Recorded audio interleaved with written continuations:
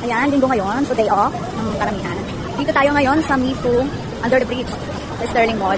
Ayan, so ngayon, maraming nag-day off, mga OFW. So, ganito siya. Ayan sa. So, ganito pag day off ng mga OFW dito sa Hong Kong. Ayan.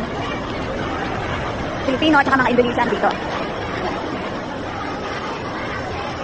Dito nagpapahinga. Doon. Ayan. Ganito yung mga pahinga ng mga OFW sa Hong Kong. Yung iba na dito. Sa ilalim doon ng bridge. Ayan.